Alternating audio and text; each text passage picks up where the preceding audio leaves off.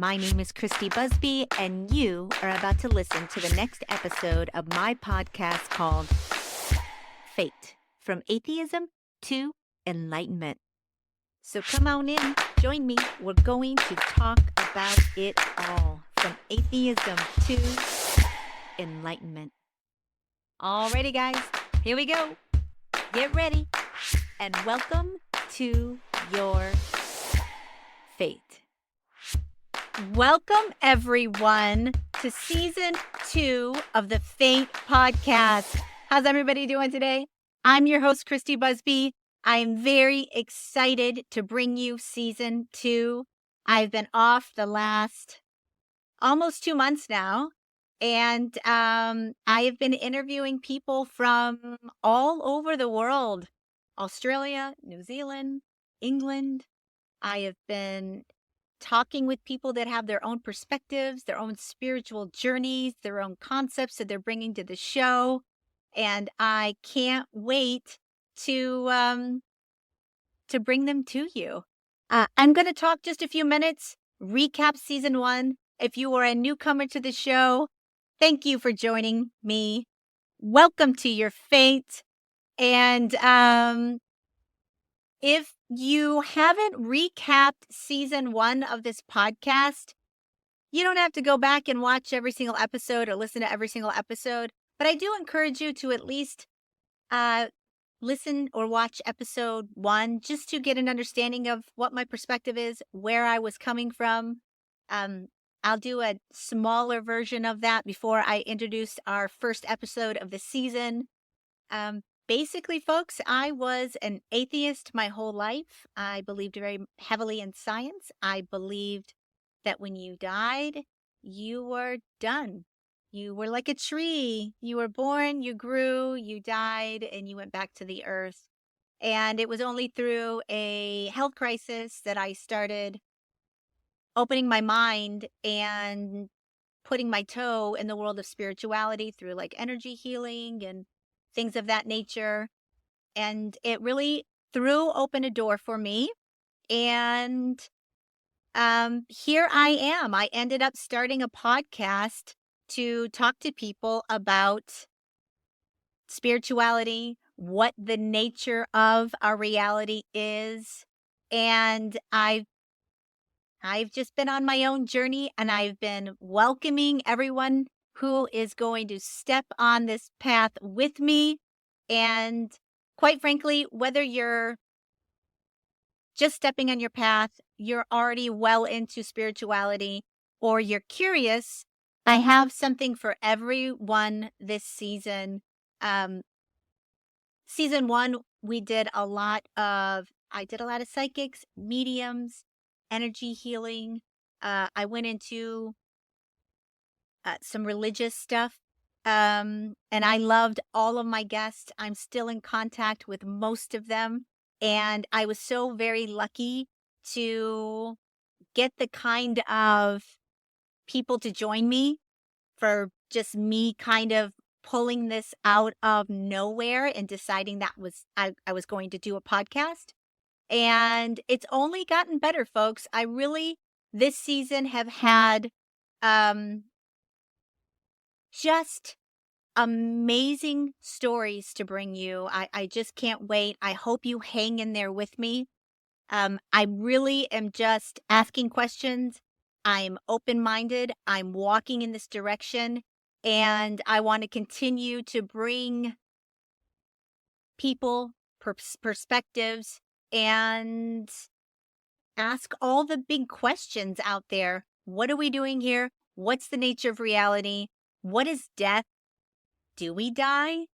I am starting to address a lot of these very important questions, in my opinion. In Season 2, I talk about everything from astrology to meditation to psychedelics to religion. Again, it's really a broad-based Season 2 so far. I just can't tell you enough that I have been enjoying the conversations, really have learned so much. These last few weeks since I've been off, I have been developing a practice of meditation. I have been learning to sit in silence more. I used to be somebody that would be on the television all the time. If I was home, I had a TV on, I had a radio on, I had something on. And now I sit more in silence than I ever have. And I am still and I look within. It has been deeply um, opening for me. I really feel a lot more peaceful, a lot more at peace. What else? I started working with a pendulum and I'm trying to work with my intuition and tap into my higher self, my spirit guides, trying to open up my clair audience, clair sentient, all of those things. We all have that little intuition, that inner voice. I'm trying to listen to that more. And I'm just trying to step into my new way of being. I've kind of started shedding an old self, old habits, old ways of interacting with people. I've even not phased out friends, but people have kind of fallen out of my life and other people have come into my life. This podcast has been incredibly easy for me to step into. The guests are virtually coming to me. It has been almost strange how the universe has opened this door and allowed it to be sort of a easy, smooth process. And I have been super passionate about it. I really haven't been doing much else these last couple of weeks other than reading books, meditating, walking in nature, sitting in gratitude, interviewing people, and working on this show. I have been a recluse. I haven't gone to have a coffee with anyone. I haven't had dinner with anyone. I really haven't ventured out a lot. I've really been looking within and working on my health. If you're just joining me on this journey, I have had health issues and I had a resurgence a few months ago of some symptoms, and I have also been working on my health again. And I'm actually going to a quantum healing in October, and I will be bringing Dr. Holly Duckworth on the show after the quantum healing session. And I really am anticipating coming back a fully healed human being. And I'm manifesting that, and I am meditating on that. And I believe the universe will bring that to me. Based on the concepts that I have learned, there is no reason why it shouldn't happen, folks. So, recap season 1 if you are at all interested. There's some really good episodes in there. The one with Dr. Holly Duckworth about quantum healing. Dave Schrader joins me, who is a huge paranormal person. And, Erica Frost, Alicia with her alchemy light. I mean, Brandy, my friend, who is turned into quite the medicine woman these days. She'll be coming on the show, I'm sure. Check it out. So for those of you who have continued to stand by while I was on hiatus, working on myself and getting myself together, I appreciate you coming back and starting season 2 with me. I'm excited for this journey. I am looking forward to any kind of feedback. I'm on Instagram. I'll be talking about that at the end of the show, but I am on Instagram at F.A.T.E Podcast. It's F.A.T.E podcast. Follow me, subscribe, give me a like, something. I really do want to be able to reach as many people as I possibly can with this podcast. And I'm going to start leaning a little bit more heavily on you in order to make that happen. So if you are going to enjoy the show and you like what I'm saying and doing and speaking about, tell a friend, share it, and let people join me on this path. It's been exciting. So I am going to be bringing you an episode, and let me tell you a little bit about it. This episode, if you're watching this on YouTube, you're not going to see me or my guest on this season opener. They did, the woman that I interviewed, she did not want her face on camera. She wants her privacy, and it's really more due to her, well, let me just tell you what it's about. I'm about to present to you a story that will blow your mind. There was a woman in England, and she's a teacher, and this happened years ago. She's now retired, in her 70s, lives in England. The boy who she speaks with and had a relationship with, he's still alive. He wants to be known as a normal child or a normal adult now. He's an adult. But she met this autistic boy when she was a teacher 20 something, 30 something years ago. And they ended up having this connection and were able to communicate telepathically. And she tells this fantastical story of their relationship over the last decades, about how they came into be, how they had a soul contract prior to coming down here, how this young boy was looking for his teacher, even at the the young age of 4. He was spiritually connected to a higher realm and had an emotional intelligence, even though verbally he couldn't verbalize it. He was autistic. He had verbal communication issues, and she was a special ed teacher that was in the school that was teaching nonverbal kids, autistic kids. And it is one of the most incredible stories I've ever heard. She wrote a book about it. This gentleman, his name's Asher in the book.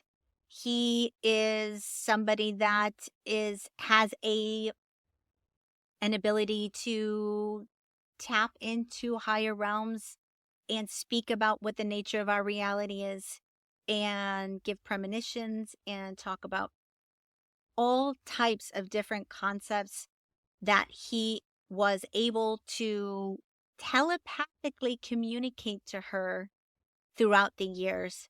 So that story's coming up. The book is called A Mind Beyond Words. And I really encourage you to go and pick it up, because it is unlike anything I have ever heard. And I truly believe it could change your perspective entirely about what you think we are, what we're doing here, and the full capacity of being the beings that we are. And I do think that we are eternal beings of light, and that there is so much more going on. And I say that a lot on this podcast, but it is true. There is so much more going on in our reality, in our being, than we are allowed to know, maybe. We certainly, I don't think, know our true history, or the depths to which we are powerful and capable of creating, manifesting, and pulling in things into our reality based on our thoughts, our beliefs, our words, speaking, spelling, and our belief system. So these are all concepts that I go into for season 2. I've really been so excited and blown away by the caliber of people that I've been able to interact with. They all have their own spiritual journeys, perspectives, and I'm going to bring them to you every week until I'm not. I'm hoping that I can continue this for as long as possible, and I plan on journeying in this arena until the universe plucks it away from me or things change. But I'm on this journey. I am hoping that you come with me and open your mind, expand yourself, and understand that maybe we don't have it all figured out. I certainly thought that I had it all figured out at one point, many points in my life. For the most of my life, I would have laughed at some of this years ago and disregarded it and chalked it up as woo woo and nuts and all of that. And I do think that I had to go through an awakening through a tragic event, my health. I think that a lot of people end up changing their minds and evolving through tragic circumstances. And I keep saying this: a lot of people need to be shaken to awaken. You need something to rock you to your core that snaps you out of the fog of thinking you know it all and thinking you have everything understood. And when you go through something traumatic, sometimes it allows you to step on your path. And although not everyone is meant to awaken in this lifetime, I do think there are more and more people out there that are questioning what this reality is, that are starting to ask questions about who we really are. Are we alone? Is there more to life than working 60 hours a week until you're almost dead? Is there's got to be some other reason why we're all here? So these are all my questions. These are all things that I'm interested in. And I have been, like I said, interviewing people from all over the world these last few weeks. And I am excited to bring you their stories, to bring these concepts, and to ask these questions. And I hope that you enjoy season 2 and follow the show, like, subscribe, tell a friend. And on that note, guys, I'm going to go ahead and bring you episode 1 of the Fate podcast. And I'm going to say, welcome to your fate, everyone. Journey with me. Enjoy season 2. I will see you on the other side of the show. Little reminder, you won't see me or my guest on this episode.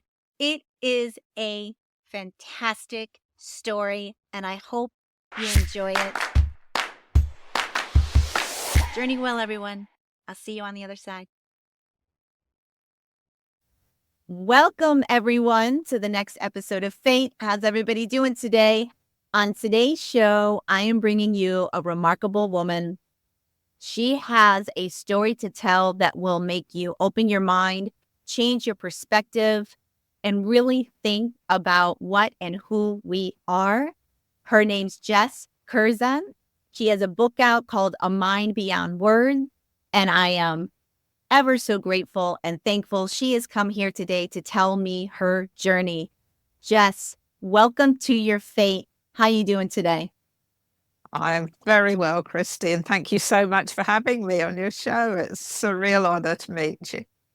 I absolutely am excited to tell your journey. I read your book. It is remarkable, and I really think it's going to impact anyone who reads it very deeply. So let's get into it. Let's start talking about what exactly your journey is, how it began. I know that you are a teacher that was teaching in a school that was dealing with autistic kids, people or young people that were nonverbal.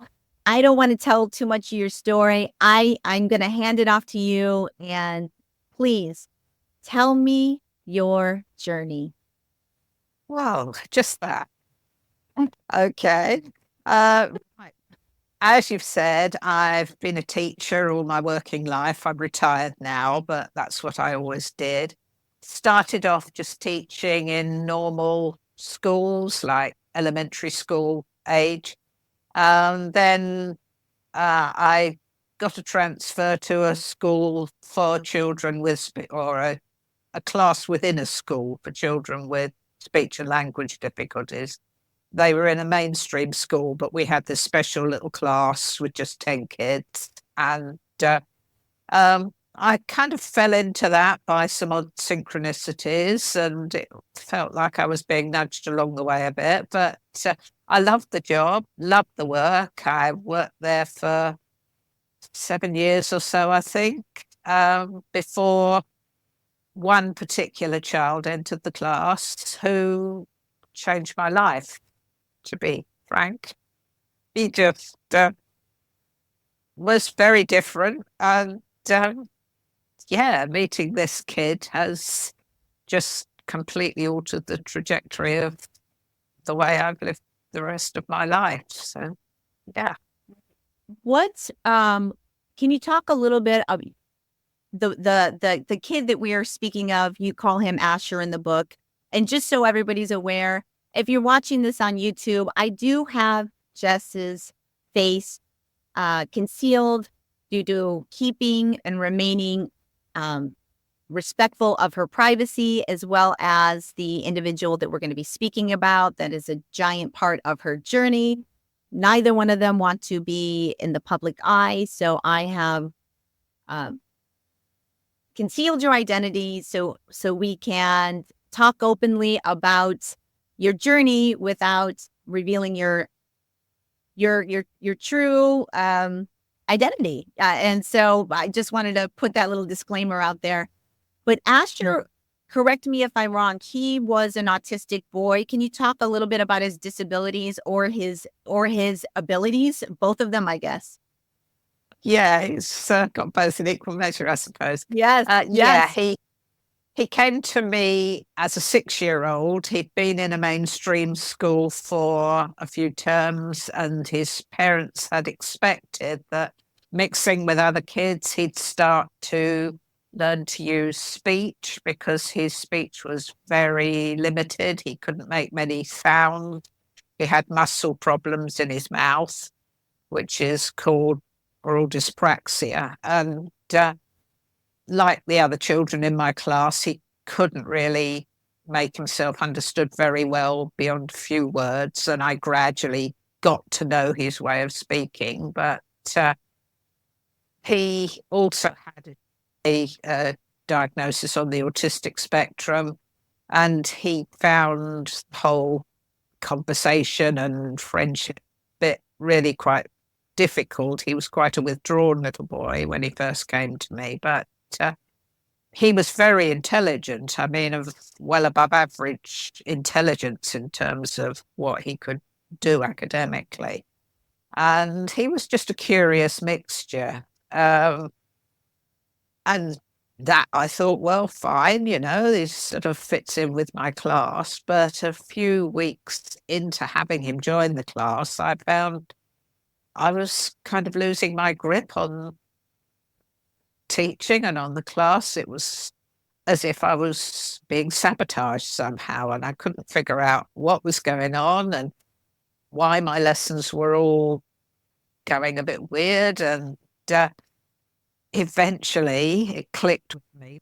The thing that had changed was that this kid had joined my class. So I started watching him really carefully, and sure enough, he was the one behind all the little things that were going wrong. He'd hide a piece of equipment that was necessary for the lesson, or he'd get the other kids all sort of muttering and whispering under their breaths when they were supposed to be listening to me, or he'd answer a question wrong on purpose and then tell me I'd misheard him. And it was just kind of silly little things, but it all mounted up. In the end, I took him aside and said, "Why are you doing this? Why are you mucking up all my lessons?" And he just turned round and gave the hugest smile you can imagine and said, "You." And I had no idea what he was talking about. And he explained to me as best he could with his very limited language that since he was very little, about 3 or 4 years old, he'd set about searching for someone he remembered making a soul agreement with. He called it a deal. And he remembered this from before he was born. He had made this agreement. He just didn't know what this person who was going to be his special helper looked like when he got to planet Earth. So he had to find that person. And he did it by doing these little tricks and tests on most of the adults that he came into contact with until he found the right person. And by the time he was 6, he was getting fairly fed up hunting around and finding that nobody understood what he was up to. And because I realized what he was doing, I was apparently the one that he'd chosen to work with. And so, yeah, that's what he told me. And that was fairly mind-blowing. After you had learned that you had made a soul contract with this young man at some point on your spiritual journey, how long was it before you understood that you guys had a greater connection than just teacher-student, that there was something more beyond the normal way that you would interact with your students? At what point did you start understanding there was much more going on in this relationship? Was kind of like an unfolding over several years, to be honest. I mean, I started to realize after that conversation with him that there was something quite interesting about this child. But at that point, I assumed this deal was just to help him to learn to speak, which was my job anyway. But it did become clear that it was more than that. There were various happened in both their lives, because normally a teacher and a pupil are together for a year, maybe 2 or 3 years, but no more than that. He's now 33 and we're still good mates. So, yeah, it's gone on a long time and various things happened. You know, he was supposed to leave my class and then suddenly we ended up in the same room together and I was teaching him again and he was supposed to be leaving and then something else happened that were just all sorts of odd things that went on and we just stuck together. And the older he got and the better he got at using speech, the more I understood that he had things to teach me. And as we are now, he's the teacher and I'm the student. Quite definitely, our roles have changed. So let's talk a little bit about telepathy, because that's basically what the basis for your teacher student, as far as him being the teacher and you being the student, it was much more based on a telepathic connection that you both had where he could communicate you beyond words, beyond 3D plane reality. And you also write in your book that the children within the group could also communicate with each other nonverbal using telepathic means. Can you talk a little bit about what that is, how that transpired? Yeah.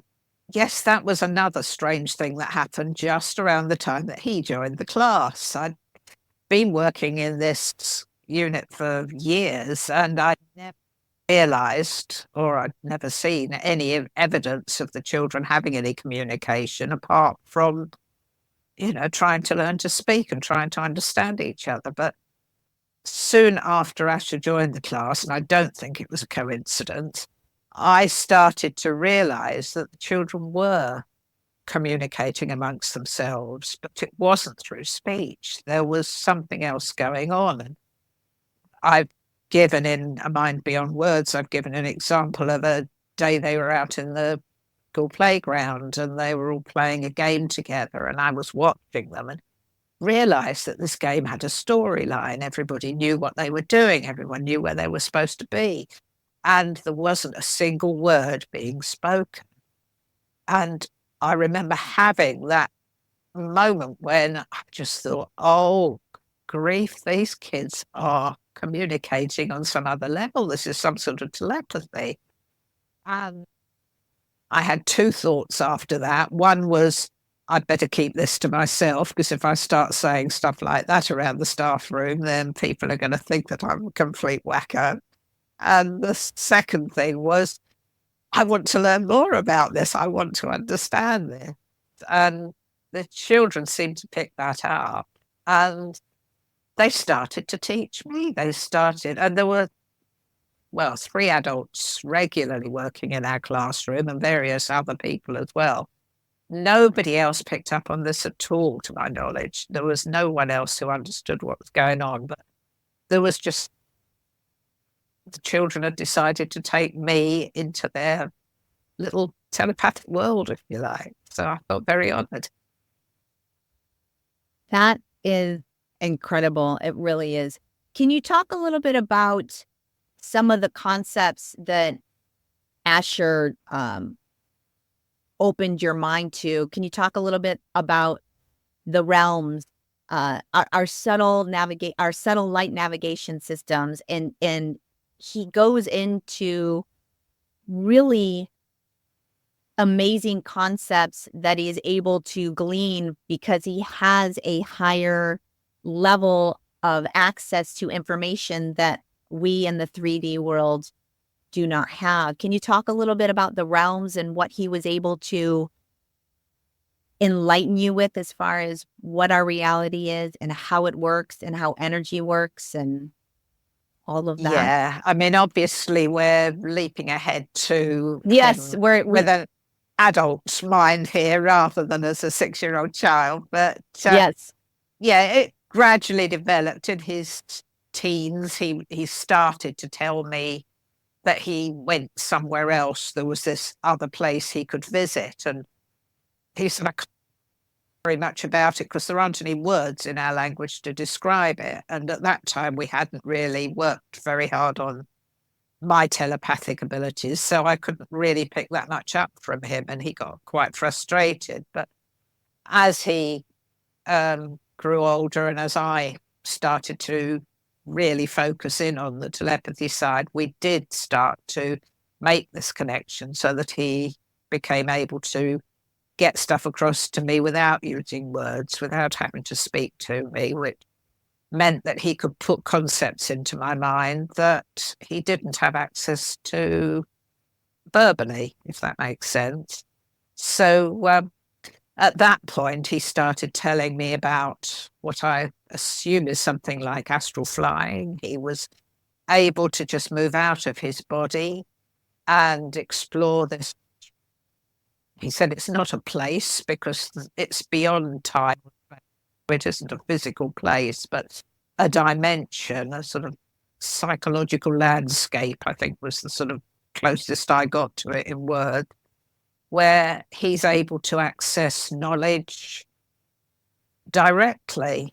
And he said, the picture he gave me in my mind, because quite often his messages to me don't come through to me in words, they come through in pictures or mind movies. And I saw this huge library. And he said, yeah, that's what it's like. So it's like a library, and you can go there and you're just drawn to, if you've got a question, you're just drawn to the right part of the library. And he said, it's like a very subtle, clever search engine that will just take you to exactly the right place. And you can find out anything there is. I think other people said it sounds like the Akashic Records, and I have to admit it does sound like that. So, but he doesn't have, labels that he puts on it, but he just calls them the realms. So, yeah, that's about the best way I can describe it. Can you talk a little bit about how your relationship developed, going back into the train rides, and how he was kind of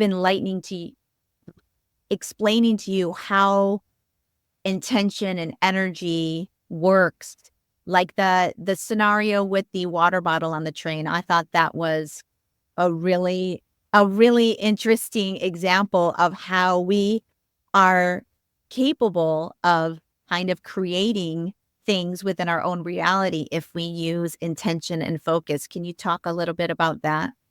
Yeah, certainly. Yeah. We got into this habit of going on train rides because um, I was having to look after him quite a lot when his mother was very ill. And, well, I wasn't having to, I chose to look after him. And I'd take him out on weekend trips, and he loved the trains. So we'd go on rides from our local town down to London, which was about an hour away. And it gave us a long time to talk together. And one time he wanted to explain to me basically how manifesting works and how we can change our reality. And his example was, we were sitting in a train carriage and it had one of those tables between the two seats. And so we were sitting opposite each other at a table in a carriage. And he'd got a plastic bottle of water on his side of the table.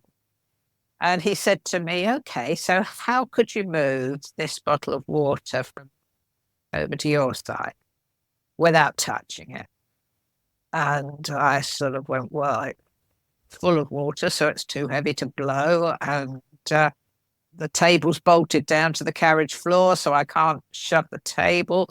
I said, it's going to be something mystical and esoteric, isn't it? And he went, yeah. So he said, it's very easy. Just see it where you want it to be. Just with all of your intention, with all of your focus, see that bottle as being where we've chosen for it to be. Just do that. And so I sat there and tried to think of this bottle as being on my side of the table. And he sat there smiling and watching the bottle as well. And a few minutes later, the guard came into our carriage. And in England, the guard comes and checks everybody's ticket.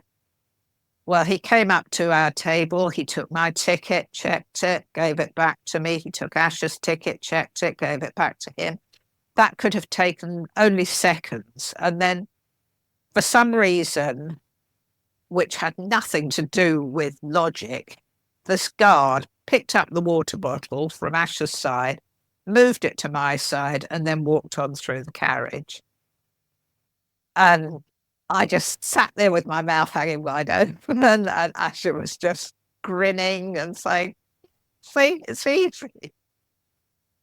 I mean, it is such a fascinating story of how much more powerful we are with intention, with energy than we would ever imagine that we're capable of. It is just mind blowing. How about, what is subtle light navigation? What did he explain to you that was within our lifetime, this concept of being pulled in a direction and having the free will to navigate life, but that our inner pull is always there helping us along in a way to where we're supposed to be? Yeah, I really like this. And it actually works better in England than it does in the States, because in England, in a car, you call what you call GPS, we call it sat-nav, which is short for satellite navigation. And so his subtle light navigation is kind of a pun on that, but it doesn't work so well with GPS. When I talk about sat-nav, I'm talking about GPS, okay? Gotcha. He said it works exactly like that.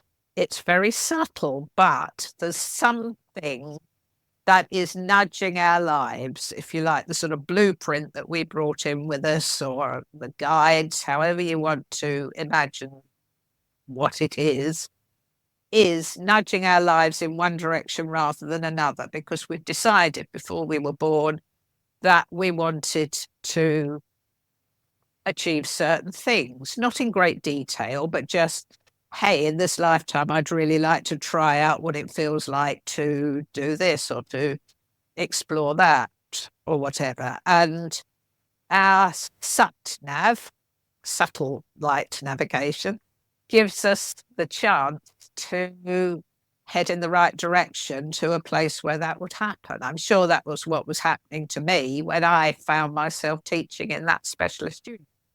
Going to turn up a few years later. So it's something, and I said to him when he first explained this to me, well, what about free will? We've always, it feels like we've got free will. Are we actually being controlled? And he said, oh, no, you've got completely free will. He said, if you're driving along in a car and your sat nav stroke GPS tells you turn left at the next junction, you can choose to carry straight on down the road. There's nothing forcing you to turn at that junction.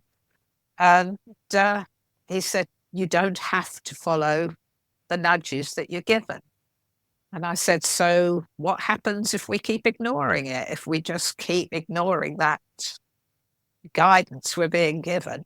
And he said, well, it's just the same as in a car. It just recalibrates and finds a different method to get you to where you wanted to go. I think that's fairly neat analogy, really. Yeah. So enlightening. Can you talk a little bit about, at some point,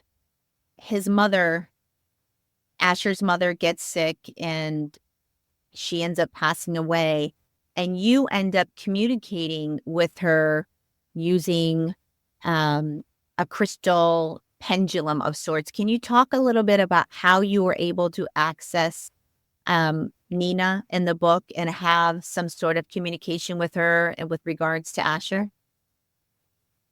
Yeah, I mean, it's a long story and I won't go into all of that because obviously it's in a mind beyond words. But yeah, she, in an extremely clever way, after she passed over a few years afterwards, he was going through a rough time and she decided she needed to connect with me because she'd asked me in her final days if I would be a mentor, an eye on him after he'd moved out of my class, which I agreed to do very happily.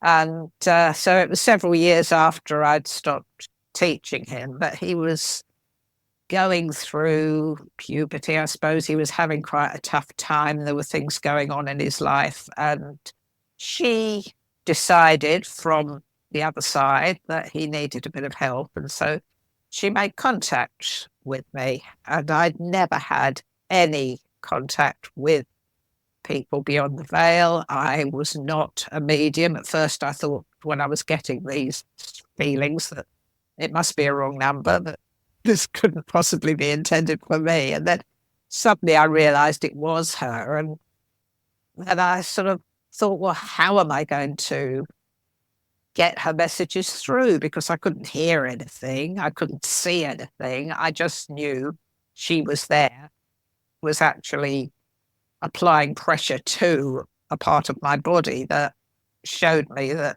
she wanted to make contact. And that was quite painful. And I thought, I've got to find a less painful way of doing this. So I had, by one of my nudges, one of my sat-nav nudges, very recently bought a crystal pendulum. It wasn't an expensive one, just a little pendulum on a chain that you can just buy at any crystal shop. And I thought, well, I could use that. So I held this pendulum the way I'd learned to in the magazine article I'd read. And is this message from Nina? And it waved back and forth madly, which was its way of saying yes. And I said, have you got a message for me? And I got another yes. And is it about somebody in your family? And I yes. And then I thought, oh, hang on, now what do I do? Because not all the answers are going to be yes and no answers. I can't sit here guessing for the rest of the time. So my next step was to make a sheet of paper with a circle on it, a big circle, kind of like a pizza cut into wedges. And I put various people in her family around the edge of these wedges of the circle, and held the pendulum still in the middle. And I said, so who's it about? Yeah, it wasn't just her family, it was their extended sort of people in their lives and myself and so forth. And I also made myself a second circle that had, I don't think emojis have been invented then, but I drew something a bit like emojis, so I had a sort of happy face and a sad face and stuff like that. So between these two circles and using my pendulum, I was able to figure out what it was she wanted me to help with, which was actually a sort of problem in Ash's life. And so we managed to get across to each other, but even that was a bit limiting. So my next step was to write the alphabet on a piece of paper as a sort of arc of going from A through to Z. And then I'd wait with the pendulum, keeping it very still, and it would spell out, like on a kind of Ouija board, I suppose, it would spell out messages from her. And after I'd mastered that, she was actually able to give me quite detailed information, sort of one very, very important piece, which was thing that Asher had said to her when she was in a coma, and he'd assumed that she hadn't understood or heard anything because she'd been unresponsive, and she was able to dictate to me everything that went on at that meeting, which included him saying to her that he loved her and saying goodbye to her, and he thought she died without knowing or what he'd said, but this proved to him that, yeah, she'd been understanding and hearing him all along. So, yeah, that's how I use my pendulum. It's remarkable. Has she ever tried to reach out to you with regards to Asher or anything else again? Or was that really, once that communication and you were able to understand what she was wanting you to do, that fell away? It largely fell away. I had a couple of other little bits. It's like she was watching from a distance, but not wanting to sort of dig in and change everything around. But just occasionally, sometimes I would sit down and, focus on her and say, can you pick me up? I've, got a bit of a problem. I don't quite know how to deal with what's going on here. Teenage kids can, life gets a bit difficult for them. And yeah, she'd give me short responses, but never quite the way she did in that instance. And I haven't had any connection with her for many years now. Interesting. I'd like to, in the book, Asher has some premonitions about what is coming up for humanity. And he talks a little bit about a financial collapse and some disasters.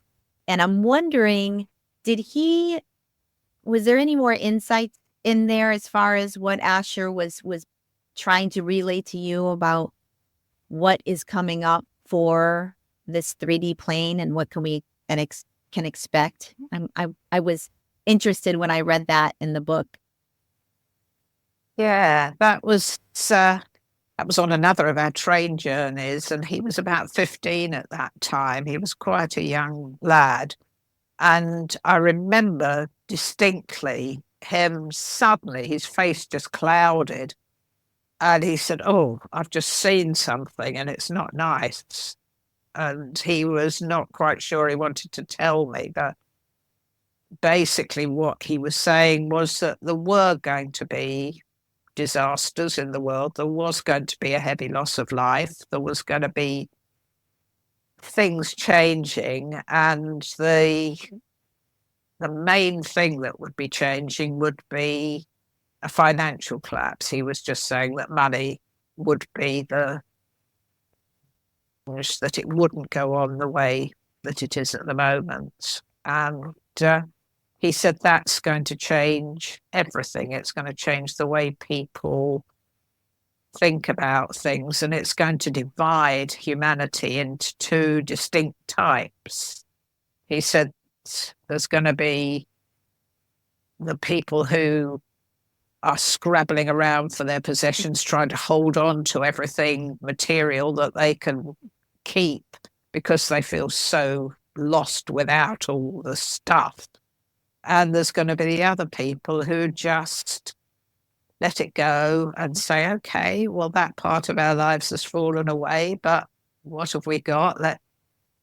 Try and work together and let's just move on to something that is post-material, I suppose, moving into a much more spiritual way of being. And I asked him since about it and said, do you still feel that's going to happen? And he said, oh, it will happen.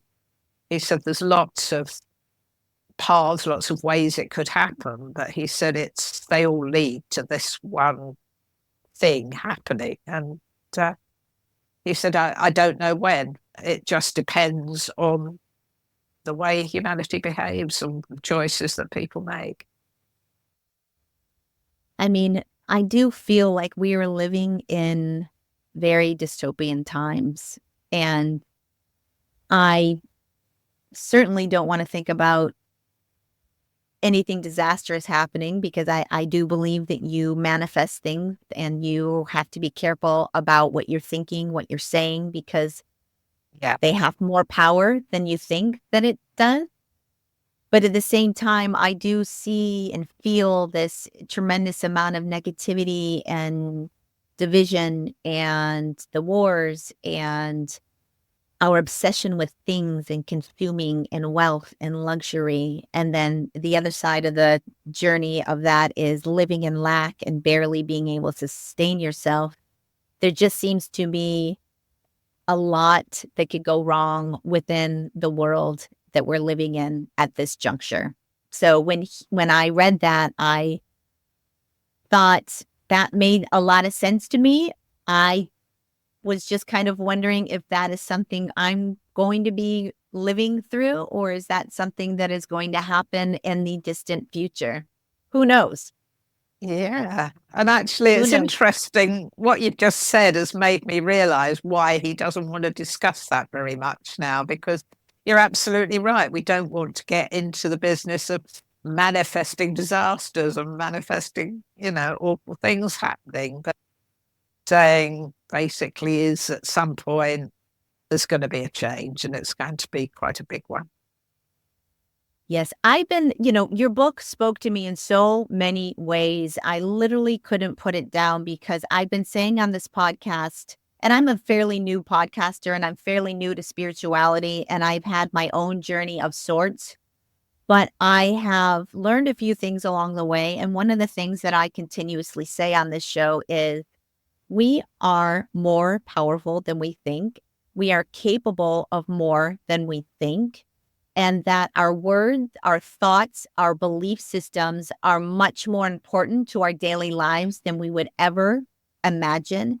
And I thought your book explained that in spades, and that Asher really was able to confirm for me many of the things that I have been picking up on through my own spiritual journey, that he just solidified that we're true. The concept that we are co-creators of our reality here is a big one for me, that he really was able to explain in a manner that I've never heard anybody else explain before, and makes sense. Good. Oh, well, that's really gratifying to know. I've found a lot of the stuff, obviously I'm 40 years older than him. So in terms of the stuff I've read and the stuff I've watched and been to conferences and listened to, I've had a bit of a head start on him, but still he just comes up with things sometimes. And I think, whoa, that would never have crossed my mind. And I've never heard anyone else say that. So yeah, it's good that you feel that way too. I absolutely did. It really did speak to me. Do you feel that humans, if we were to focus and work on these connections, that we would be able to perform telepathic connections with each other? Or what do you feel about, your connection to Asher in that way, or how it came about and how you were able to be nonverbal? Because at some point in the book, I believe he kind of separates his physical from physical persona and you leave his physical self to his 3D life and you kind of start communicating with him only telepathically or using remote viewing. So let's talk a little bit about what that transition was. Yeah, that was a big one, actually. But all through his later teens, he found it very hard to reconcile, I suppose, the two sides of himself, because there was a part of him that just wanted to be a regular and have mates and hang out and do all the stuff that ordinary people did. And he very quickly learned that if he talked about any of this woo-woo stuff to anybody other than me, he got short shrift. Nobody else wanted to know about it. And they all said he was delusional or crazy or whatever. So it was sort of our secret. And he loved exploring it. He was really interested in it. He was really wanting to go further. And the remote viewing, which is something we just decided to try out and see because we watched a video on somebody else doing it and thought that looks fun. And he took to it like a duck to water. He was brilliant at it. And he loved doing all this stuff. But at the same time, he said, I feel like I'm two different people. I just feel like there's part of me doesn't believe in this stuff and just daily life. And there's another part of me that doesn't just believe it, but lives it. And so he just, split himself into two, which is where he's still at, really. He's living that. Interesting. Yeah, he's just living that daily life. And he said, we have so much energy that's not just in our physical bodies. Like when you go to sleep at night, your consciousness mostly moves out of your body, but you leave enough consciousness in your body for it to be able to carry on breathing, carry on digesting food and not smothering itself in the pillow and stuff like that. So there's some consciousness in the body, but not very much. Most of it's off doing whatever you're doing in dreams. And he said, my stuff's like that. It's like sort of extreme dreaming, if you like. But he said, I can move out and just leave enough in my physical body for it about its daily life. And he said, you don't have to concern yourself with that. It's nothing to do with you anymore. You just leave that side of me alone and concentrate on this side. That's the way we've left it. What kind of concepts have most that you have learned from Asher that have most impacted you on the daily life? Like what are the things that you have mostly gleaned? I know this is going over decades of experiencing remote viewing and telepathic connections and these amazing insights into the realms and what our consciousness is and how energy works. And the entire book is just filled with concepts that will really make you change your perspective on what and who we are in general. And what do you feel like how have you changed the most to your relationship with Asher as far as how you look at the world from your perspective now? Oh, well, That's a big one. It's a big one. about 100%, really. Yeah.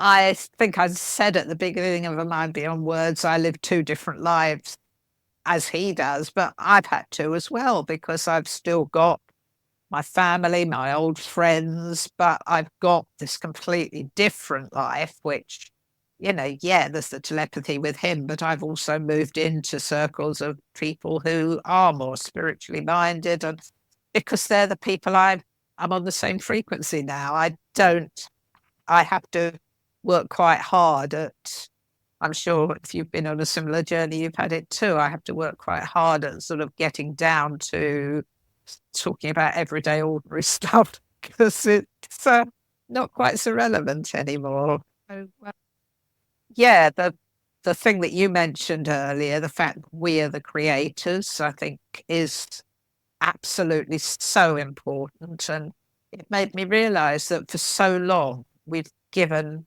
our power away to others, whether it be to gods that we've worshipped, or to religious leaders or gurus or scientists or the experts in the white coats, but it's always, somebody else will tell me what to do and how to live and to know that we've got this power in ourselves, that we make the choices, that we can control our lives. If we don't make the choices, life will make a sort of default choice for us, but we can influence it to a huge degree. And Ash goes into a lot of detail on that.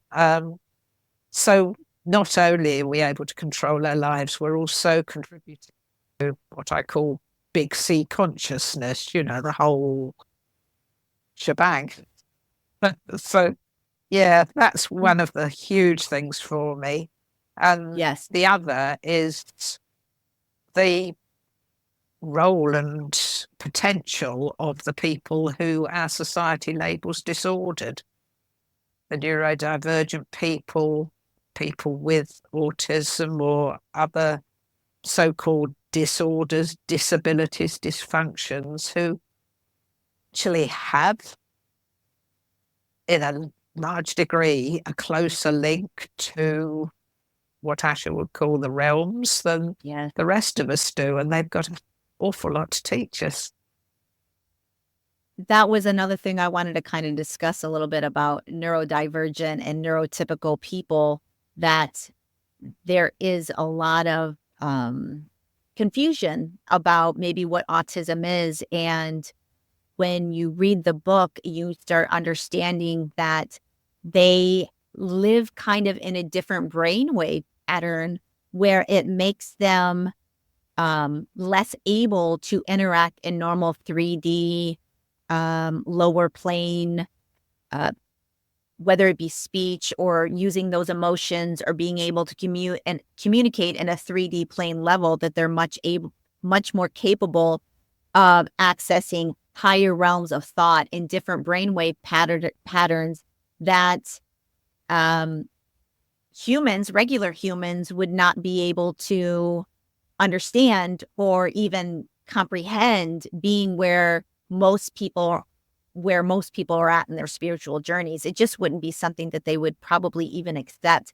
Can you talk a little bit about what your thoughts are with the different brainwave patterns, how autistic people kind of communicate and view 3D and emotions and communication? What do you think? Yeah. Yes, it's cool. It's a big subject, but I'll try and give a potted history of it. Yeah, Asha started off by saying to me, I will preface this by saying not every person with autism, not every neurodivergent person is going to identify with this. In fact, there's a lot who get really angry when people say, if you've got autism, you're one of those spiritual people, aren't you? Because a lot of them don't recognize it or don't choose to follow it. I have a member of my own extended family who is neurodivergent, and they have experienced certain things.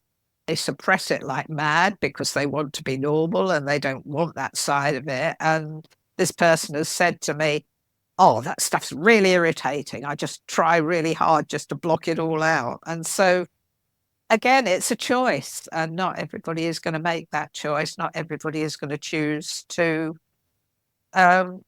think along those lines. I think Asher is quite an extreme example of somebody who's almost made it his life's work. But what he told me is there's these brain states, and he asked me to check it on a search engine, and we came up with this delta, which is supposed to be where the brain's completely non-functional, and then theta, which is like the sort of extreme where you go in a deep meditation or when you're dreaming or something like that. The alpha state, kind of relaxed and fairly enlightened. Your beta state, which is the basics that we live in every day of our lives, the kind of nitty gritty 3D reality, and the gamma, which is the sort of fastest of all, which is fight or flight, or that panic mode, or extreme excitement, or great arousal, or something like that. And he said most neurotypical people, what the majority would call normal people, live most of their lives in the beta state. That's their normal way of being. And if they can relax, or they do some mindfulness or meditation or something or the other, they might move into an alpha or even a theta state. But he said people like him, most of their most comfortable state is the theta state, which to us would be, really up in the clouds. And he said that's where they feel most comfortable. That is, you're more open to the spiritual side and much more closed off to the physical, everyday stuff, which is why a lot of people with autism say find crowds and, big shopping malls, having to deal with day-to-day stuff really stressful and difficult and overwhelming. But put them somewhere where, it's calm and peaceful and they can be out in nature or something, and they just come alive and they really love all of that, and that feels more comfortable to them. And so they find it difficult to fit into the world that neurotypical people have created. And that was quite a revelation to me. Do you think that there seems to be more autistic people with us than there have been in previous generations? Autism wasn't something that I grew up knowing about or learning about. It wasn't until I got a little later in life where you saw this prevalence of children being born and they were calling it autism, and there was you heard it everywhere. What do you think the reason is for that? Do you think it is tied to spirituality? Do you think that we are having children born on this planet because there is an impending shift? Do you have any thoughts on why there's so many instances of autism within our population nowadays? Yeah. The short answer is yes to all the things you've just said. Yeah. I mean, as a teacher, working in mainstream school from the 1970s up to into the present century, I had many years of observing ordinary classes of children. And when I first started teaching, you'd very occasionally get one kid in the class who you'd say, oh, they're a bit different, or they've, got, a few issues. And by the time I left, there were at least 2 or 3 in every class. And people I know now, I mean, I've been out of teaching since about 2008, but people I know now who are working in schools say it's way more than that now. It's absolutely, and yes, certainly diagnosis is more sort of tight. They've got all their tests and things. You know that these children just have a different way of being. And Asher tells me that, yeah, he says with each generation, there's increasing numbers of people who have this ability to see or sense beyond the physical. And he said they have this multidimensional aspect that is going to help us through the changes that are coming up.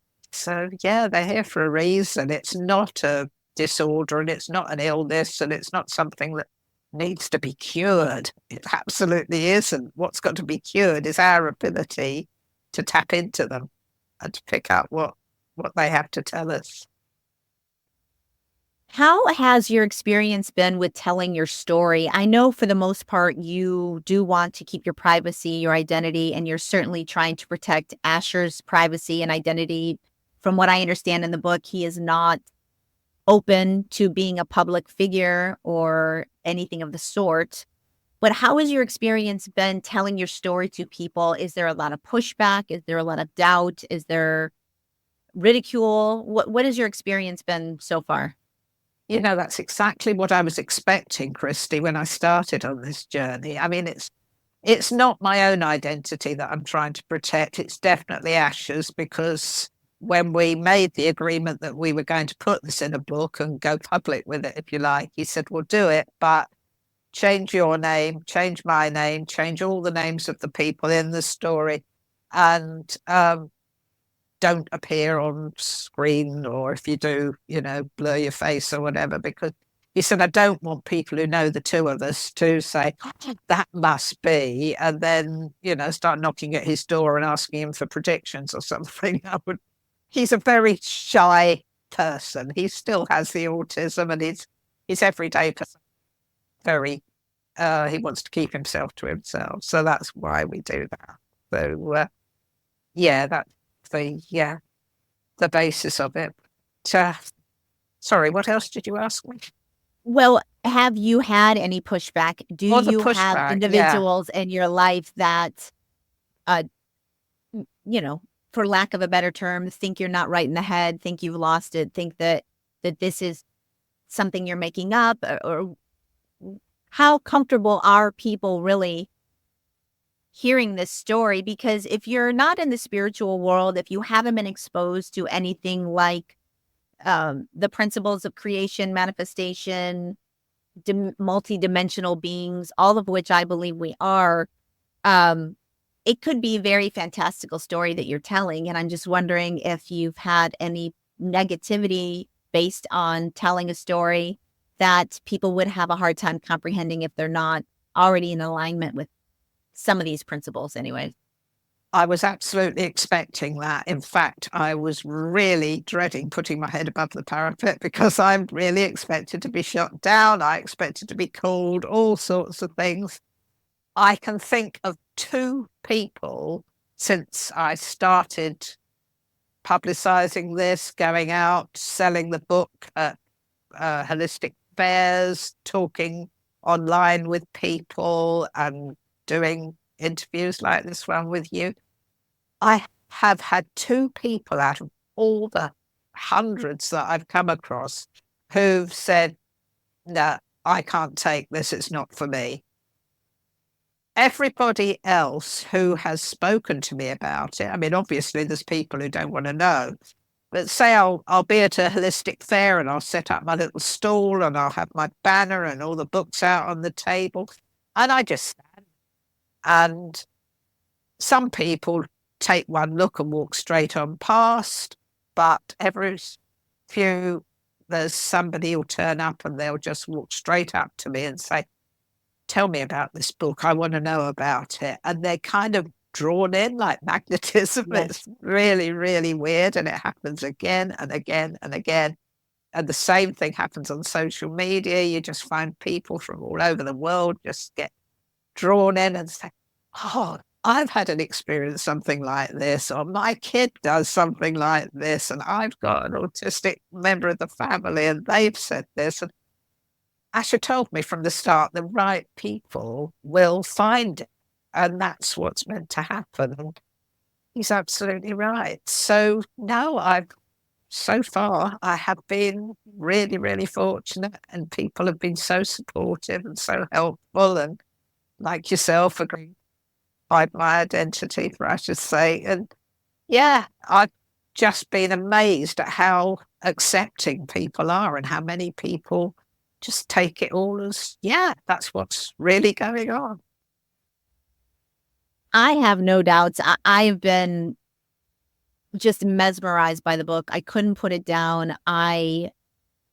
There is nothing within me that feels like this is a falsehood, an exaggeration, an imagination, anything of the sort. There is no doubt in my mind that this is truth. His words. I find that our reality, our world, makes more sense now than it did to me 10 years ago when I was an atheist, after learning what's through my journey of opening up to spirituality and learning different concepts and being open to different non-mainstream ways of thinking. And I do feel like we're living in a time where people are frustrated with what the current thought of what life is and how we approach it. And I think they are open and willing to receive information that maybe otherwise they wouldn't have. And not everybody is going to awaken and expand their mind in this life. And I think most people maybe need to be a little shaken to be awakened. But I do feel like there are more people out there that are open to understanding that maybe we don't have everything figured out, and maybe there's more than just to us than materialism, and that we are of a higher nature, multi-dimensional being, that we are capable of interacting on this 3D plane with more control, with more of a being able to create what experiences we want to have while we're here. And I am no longer afraid to die. I don't think that we ever die. We are beings of light in this avatar body, and we are here to learn and grow and expand and become more conscious and become more empathetic. And I think your journey is so amazing and important. And I hope that anybody who is listening to this show picks up the book. It's called A Mind Beyond Words, and it will transform the way you think about what our life is on this planet. Don't you think? I mean, it is such an important story, I find. It'll transform things if you're ready to be transformed. And if you're not, that's fine. You probably won't pick the book up anyway. But That's true. everything you've said there, it echoes exactly the message that Asher and I have been trying to put across in the book. So yeah, I can see why you enjoyed it, and I can see, why we were drawn together to work here. So that's fantastic. Thank you. Thank you. I cannot suggest enough that people go out and find this book and read it. There is so much more than we can ever fit into 1 hour.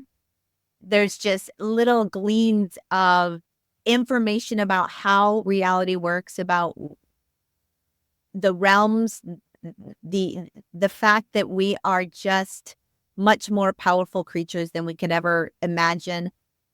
The fact that you had the ability to communicate with Asher using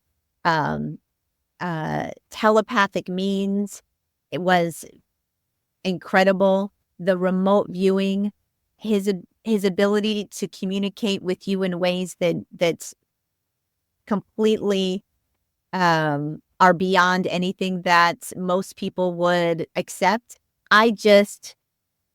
I love the book. I really wanted to reach a lot of people. I really am grateful and honored that you came on to tell your story. And, if there's another book in there, I'd love to have you back on the show to talk about that and promote that as well. I really Oh would. yeah, that might happen. We'll see. Oh, thank you so much, Christy. I really appreciate your time and Thank you keep that. for, I can't thank you enough for coming on. I personally think I work as an assistant director in TV and film. I'd love to turn this into a movie. All It is right. such a remarkable story. I was like, this would be an amazing movie. Amazing. With that, guys, we're going to go ahead. We're going to thank Jess for coming on the show. It was an amazing journey. Thank you for taking us on it. Pick up her book, A Mind Beyond Words. I highly recommend it. I could not put it down. And we'll see you next week on Fate, guys, from atheism to enlightenment. Bye, everybody.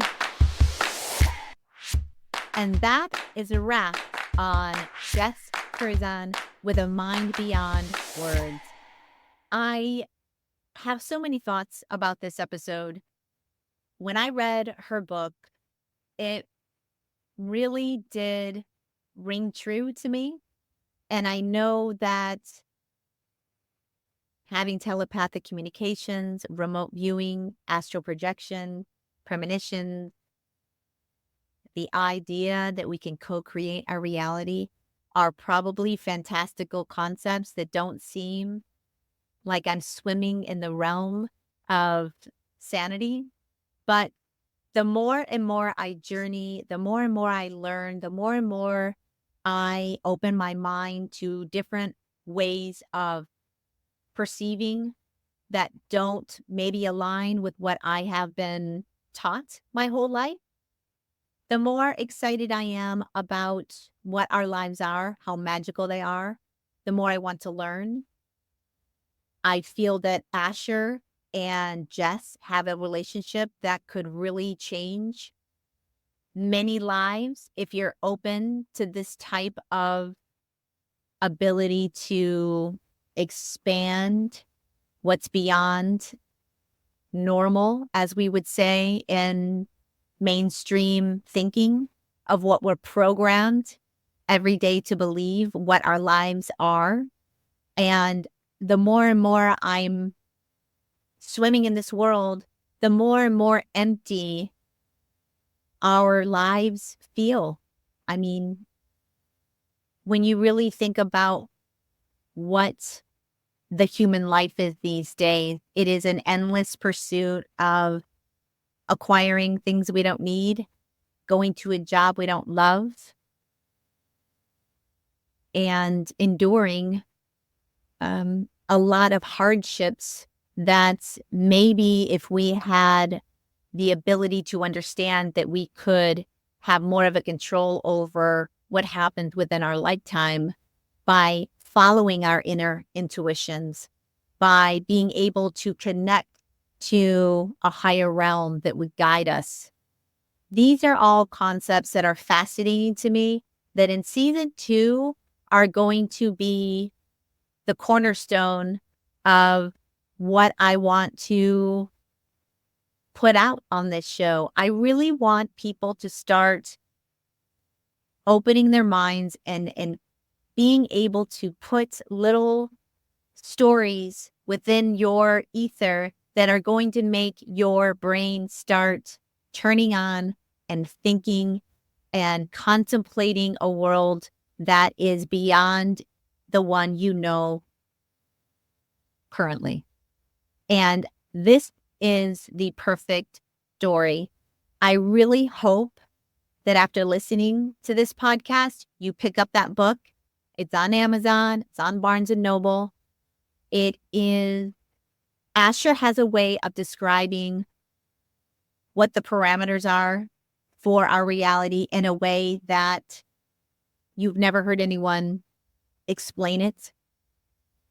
I thoroughly believe that everything that Jess talked about today happened, that it is within our grasp to be much more telepathic, to be much more cognizant of the other side, the veil.